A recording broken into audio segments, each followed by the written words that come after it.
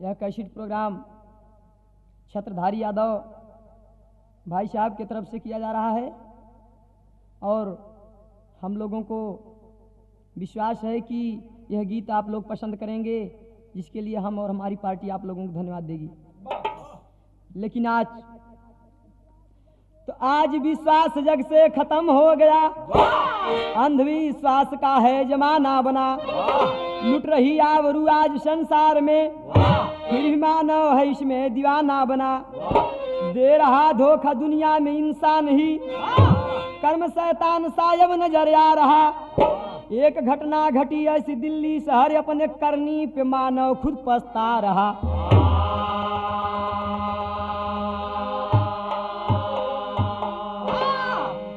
गजल के लाइन है मास्टर।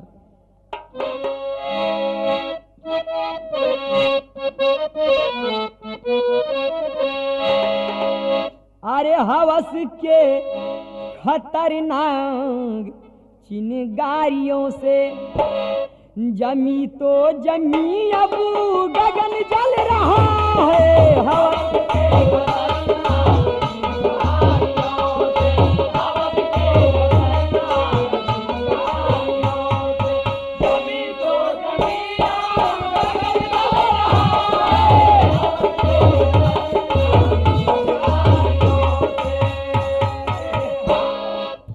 हवस के खतरनाक चिनगारियों से, हवस के खतरनाक चिनगारियों से, हवस के खतरनाक चिनगारियों से।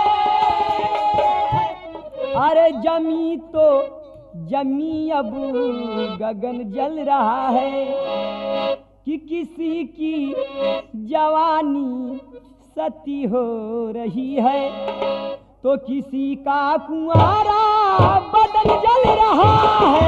किसी की जवानी सती हो रही है, किसी की जवानी सती हो रही है, किसी का कुंवारा बदन जल रहा है, किसी की जवानी सती हो रही है। लेकिन आज जमाने के भाव से दिया जा रहा है कि जमाने में मानो के शैतानियत से, कि जमाने में मानो के शैतानियत से हमारा चमन ये लुटा जा रहा है। जमाने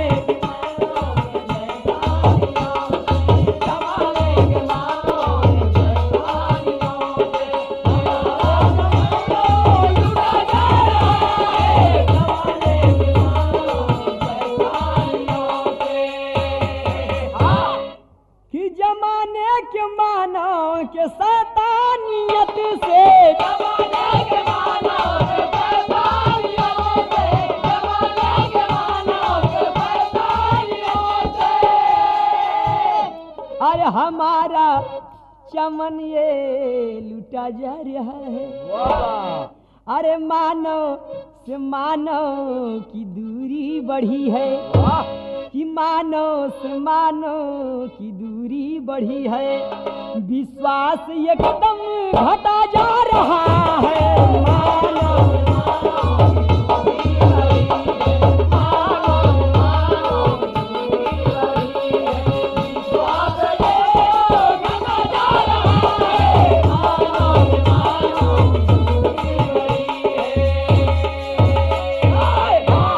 भाई साहब, आज जहाँ इंसान को प्यार करते थे लोग, आज वहाँ इंसान को भेड़िए और कुत्ते के समान समझ रहे हैं। लेकिन कहानी की शुरुआत है।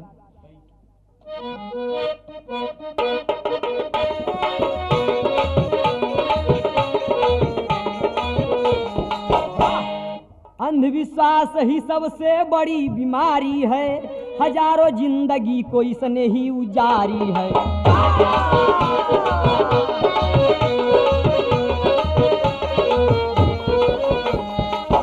कहते हैं शिक्षा अंधविश्वास की मजबूरी है, मगर शिक्षित समाज में भी ये मंजूरी है।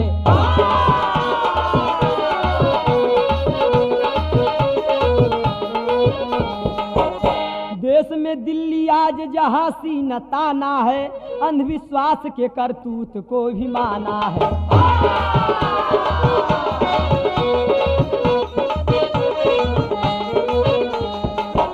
जहांगीरपुरी में ब्रह्मानंद का परिवार रहा, हंसती जिंदगी अपनी वहीं गुजार रहा।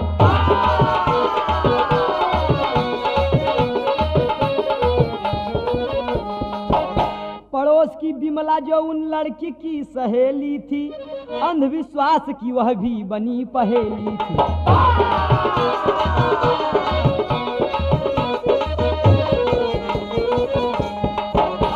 भैया आज अंधविश्वास समाज की सबसे बड़ी कुरीति और बीमारी है।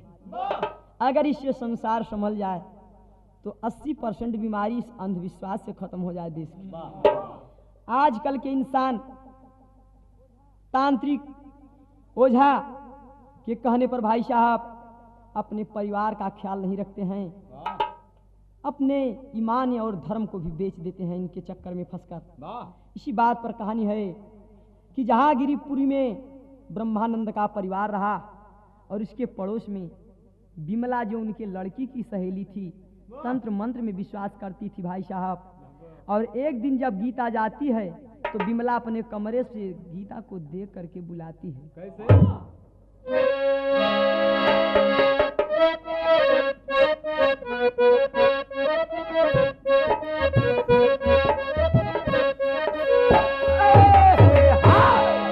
कि आवा आवा कबूतर नियन तोहके पढ़ाई गोरिया घूटूर घूटूर।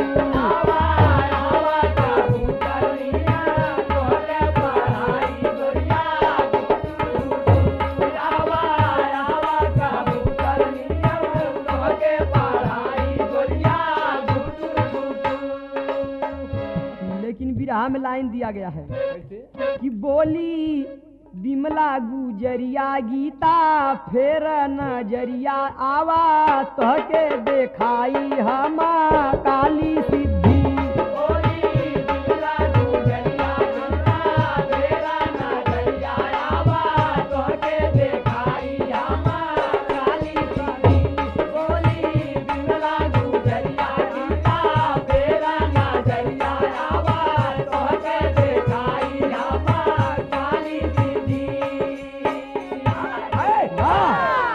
देख करके गीता को बिमला बुलाती है, कहे आवा हमारे घरे के अंदर और आज हम बढ़िया से तंत्रिक बाबा दिखाई। भागवीर शक्ति नगर दिल्ली के काली भैरव के काली मंदिर के पुजारी हैं बाबा जी।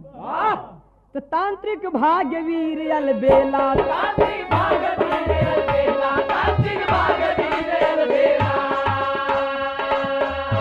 जिनके बाटे लाखों चेला, जिनके बाटे लाखों चेला, जिनके बाटे लाखों चेला।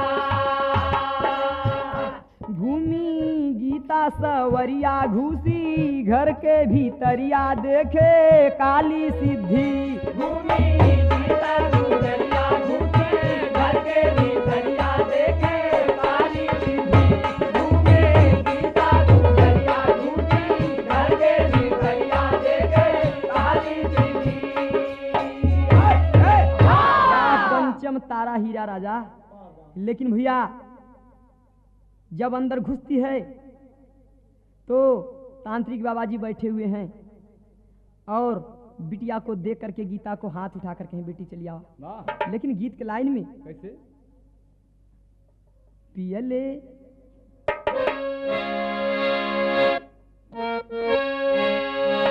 पियले शराब भांग ताड़ी, पियले शराब भांग ताड़ी, हमार पिया भैले जुआरी। पियले शराब भांग ताड़ी, हमार पिया भैले जुआरी। पियले शराब भांग ताड़ी, हमार पिया भैले जुआरी। लेकिन हम लोग ऐसे गायला, पी के शराब भांग गाजा। देश में लोग गाजा बहुत पिए गाँव में। पी के शराब भांग गाजा, हमार पिया पीटे बाजा पीटे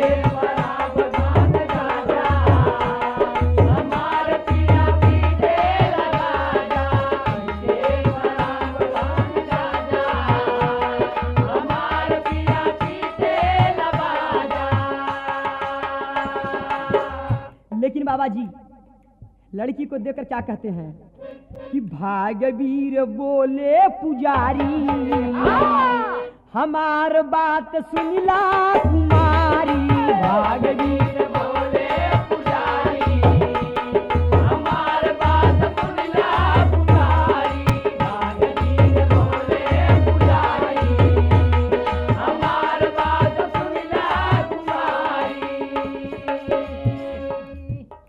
तोहरे भवन में न मिलल चयनावा तोहरे भवन में न मिलल चयनावा तोहरे भवन में न मिलल चयनावा घर में बीमार बाट तोहरा बिरनावा घर में बीमार बाट तोहरा बिरनावा घर में बीमार बाट तोहरा बिरनावा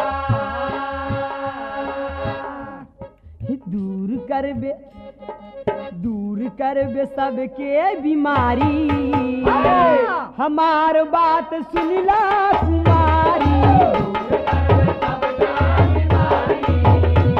हमार बात सुनिला कुमारी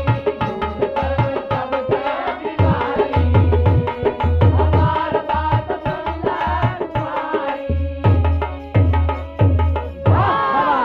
अरे कमरे के अंदर कहाँ बिटिया तुम्हारे घर में सब लोग बीमार हुए अरे हम तंत्र मंत्र के ताकत से सब लोगन के ठीक कर दे तार भैया बीमार हो तुम्हारे बाबू के 2 महीना से पैसा ना मिले काम का घर में बड़ा परेशानी बा बिटिया कहें बाबा जी तो बहुत जानकार हुए अरे इनके कैसे मालूम बा कि बाबूजी के पैसा ना मिले घर में परेशानी बा लेकिन जब इतनी बात कही हुआ विश्वास जब बाबा पे गीता घर लेके आई है हाथ जोड़ शांति माँ से तब अपनी बात सुनाई है पैर पकड़ लो माँ इनका ये सारा दर्द मिटा देंगे तंत्र मंत्र की ताकत से ये हमको सुखी बना देंगे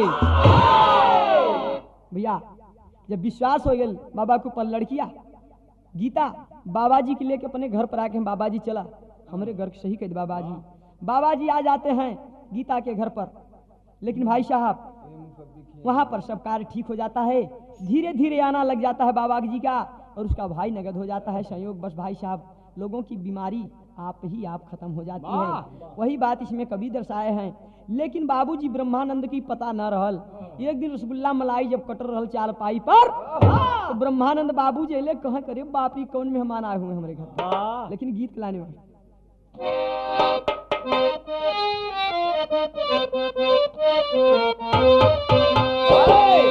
अचरा में दाग लागे लागे कौन लक्षणा मति जब विदेशवा कमाय बिन साजना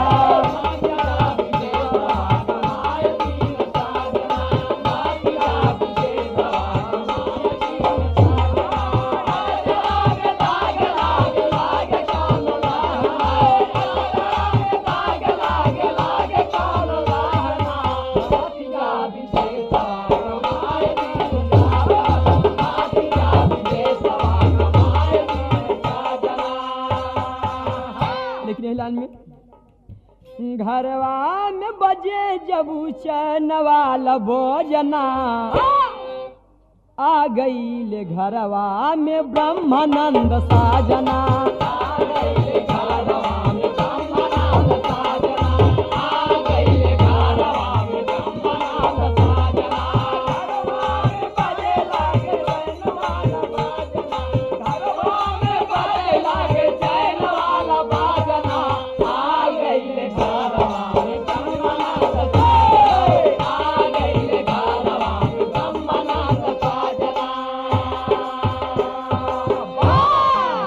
घर में आ गए तो क्या कहते हैं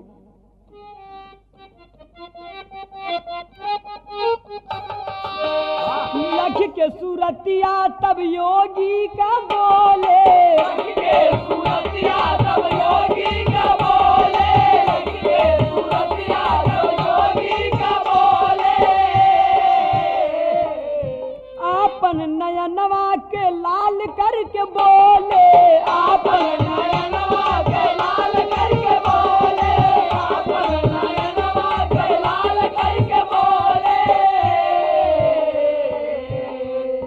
तंत्र वाला खेल यही कौरू, तंत्र वाला खेल कहीं और जाके करना, आ गई ले घरवा में ब्रह्मानंद साधना, आ गई ले घरवा में ब्रह्मानंद साधना, आ गई ले घरवा में ब्रह्मानंद साधना, आ गई ले घरवा में ब्रह्मानंद साधना। हे भैया, जब बाबूजी दिख ले, क्या जगी, अरे यहाँ का करत हो रे, ये जादू वाला खेल, ये तमाशा कहीं और पे जाके करना, यहाँ से घर में से जल्दी से निकल जा और धीरे से बाहर वाली गली पकड़ ला और धीरे से दूर चला जा, और कहीं चौराहा पर बैठ के अपनी जादू तमाशा दिखाया। लेकिन भाई साहब जब इतनी बात बोले ब्रह्मानंद, गीता और शांति माँ जाकर के बाबूजी पैर पकड़ने लगी, कहे बाबूजी आप ना जानत हुआ, ये बहुत पहुंचे हुए पुजारी हैं बाबा जी। कहें बहुत पहुंचे हुए हैं रे? कहें हाँ बाबा जी बहुत पहुंचे हुए पुजारी हैं। कहें इसका कोनो हमहू को प्रमाण मिले? कहें जरा गुलाब का फूल दिया था। बाबा जी के सामने गुलाब का फूल पेश हो गया। बाबा जी पानी जब डाल ले तो गुलाब के फूल में से धुआं निकले लगे। और इसके बाद बाबा जी लगे आगे पीछे की बात बताओ। ब्रह्मानंद जी के विश्वास से कहा बाप रे बाप, ये तो पुजारी बहुत पहुंचे हुए हैं रे। धरन गेहूं हो के चना वाह भैया। इसके बाद बाबा जी कहें बिटिया गीता अगर तू ही तंत्र मंत्र का जादू सीख ला तो बहुत काम दे, और जो काम हम करत थे तो हम करा। बिटिया की सूरत देख के गीता के जोगी वाले बाबा थोड़ा मस्त भर रहे, और यही कारण गीता जी के अपन शिष्य बनोले। कहे कि कल पीतमपुर में काली पूजा होगा और वहाँ आप स्कूल के सामने रहना, मैं गाड़ी लेकर आऊँगा और हम लोग चलेंगे और आपके तंत्र मंत्र की पूरी वहाँ पर शिक्षा देंगे। लेकिन गीत के लाइन यहीं पर मिले मास्टर।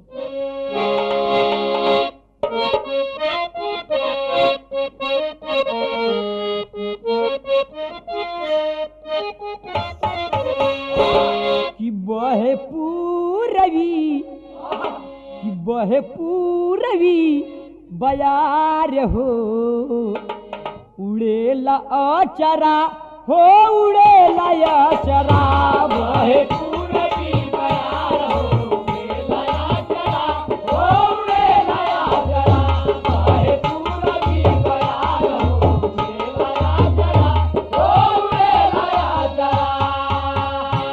सुबह गीता जी अपन श्रृंगार सब बनावे लगलिन कि गीता करली श्रृंगार हो, कि गीता करली श्रृंगार हो, हरल मतिया हो, हरल मतिया। गीता करली श्रृंगार हो, हरल मतिया हो, हरल मतिया। गीता करली श्रृंगार हो, हरल मतिया हो, हरल मतिया।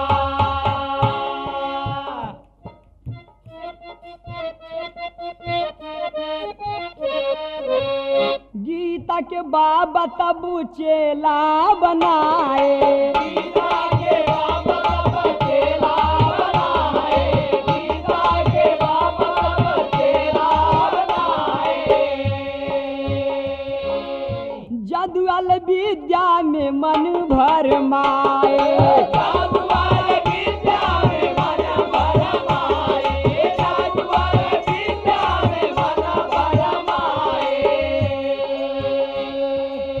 कि गीता करली, कि गीता करली अब विचार हो, हरल मतिया हो, हरल मतिया। गीता करली विचार हो, हरल मतिया हो, हरल मतिया। गीता करली विचार हो, हरल मतिया हो, हरल मतिया। गीता जा करके समय पर पब्लिक गोल्डी स्कूल के सामने, हाई स्कूल के सामने कक्षा 10वीं की परीक्षा दे रही लड़की पब्लिक गोल्डी स्कूल के सामने खड़ी हो जाती है और बाबा जी कार लेकर के आ जाते हैं और बुलाया गीता। अरे यहाँ कार में लड़की देखी कि बाबा जी तो बड़े जल्दी आ गए, दौड़ के जाते हैं, कार में बैठ जाती है। बाबा जी लड़किया के लेके चल दिले। जब लड़किया के लेके बाबा जी चल दिले तो गाड़ी में सामान दे करके थर्मस वगैरह जहाँ पानी का सामान रखल भैया खाना पीना के लड़किया कहे बाबा जी आप तो प्रीतम नगर चलत हुए ना। कहा चुप, अरे चुप मार कर बैठी रे लड़की। यहाँ कोई बाबा कोई तुम्हारा गुरु नहीं, यहाँ इस समय तुम मेरे कब्जे में है। लड़की को लेकर के बाबा जी चल देते हैं, लेकिन विदेशिया की लाइन में।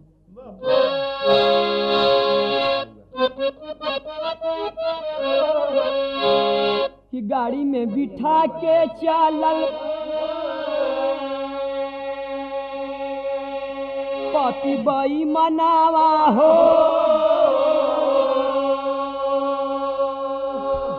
अरे गीता के देखा बदल गईली नजरिया।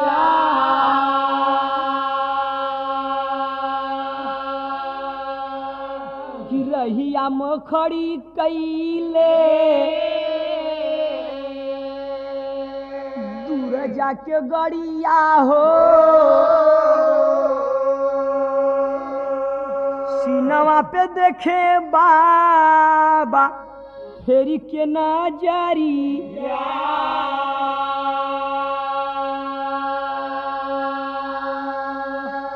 जब दिल्ली शहर से काफी दूर चला जाता है, रात पड़ता है, लड़की डर के मारे बैठी हुई है। कहे लड़की अरे चिल्लाने की कोशिश किया तो देख रही है ना शक्ति काली की, इससे तुझे जलाकर राख कर दूंगा। और छड़ी लेकर के कहा कि चुम मार कर बैठी रहा, अगर हिलने की कोशिश किया तो इसके ताकत से तुझे और तेरे परिवार को जला दूंगा। भाई साहब पेड़ के आड़ में गाड़ी खड़ी करके एक रास्ते पर लड़की के साथ बलात्कार करता है पापी, और लड़की चुप मार कर बैठी रहती है। और इसके बाद जो ले जयपुर राजस्थान चला जाता है, परागपुर जगदीश पटवारी के कमरे में रखता है। लेकिन पोपट के लाइन मास्टर ना तेरी का भाव है।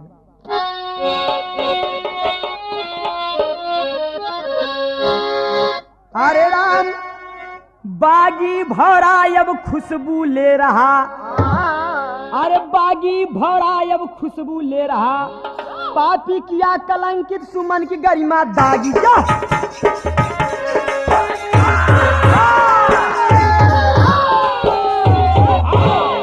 लेकिन पोपट की लाइन में भैया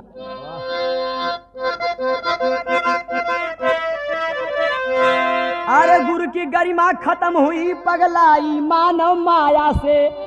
तो गुरु की गरिमा खत्म हुई पगलाई मानव माया से। मिटा दिए विश्वास लोग घबराई मानव साया से।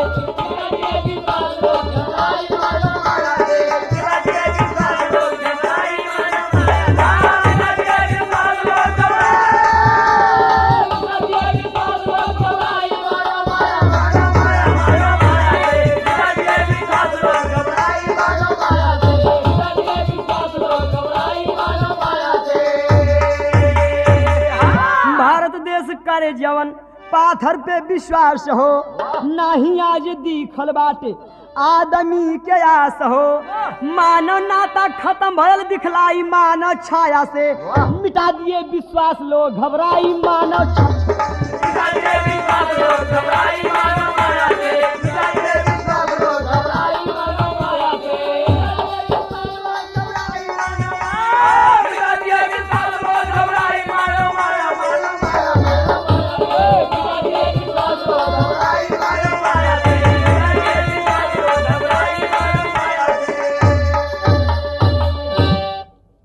आल्हा की लाइन में भैया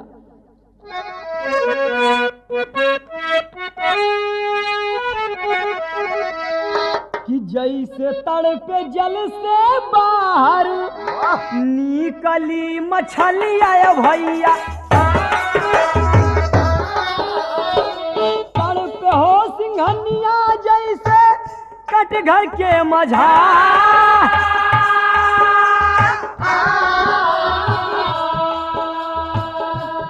पतियन के जाला बीचा फसली गुजरिया भैया। तड़प बेटी बिना ये हर सारा परिवार।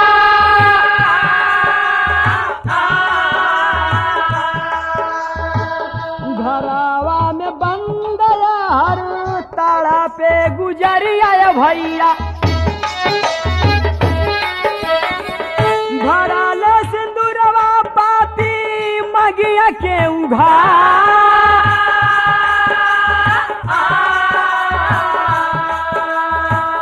जबरी सुहाग राता पापिया मनवले भैया हथावा में बोतल लेके नाचे बार बार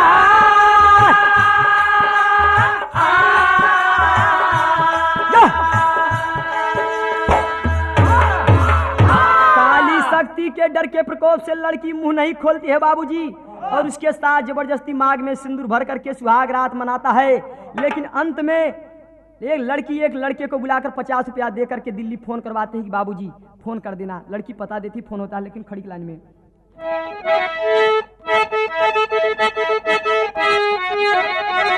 गीता के सुमन में जब लगल बाया गिया कि पावन धोमिल भा संदूरवा बला के मंगिया।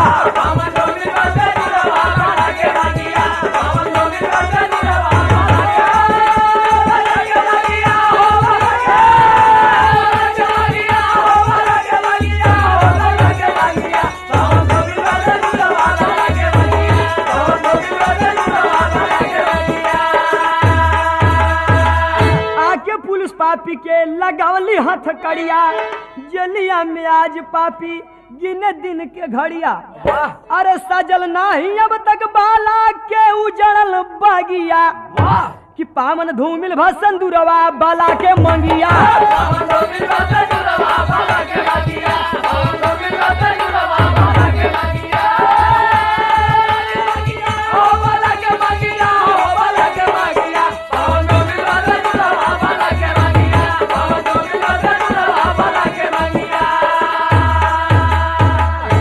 राम हित राम निहोर जग छोड़े सीताराम, संत जन सेवा है गुरु राम कैलाश का काम। बागी भौरा अब खुशबू ले रहा कल हरि राजेश बिन सतगुरु के चरनिया लागी। बागी भौरा अब खुशबू ले रहा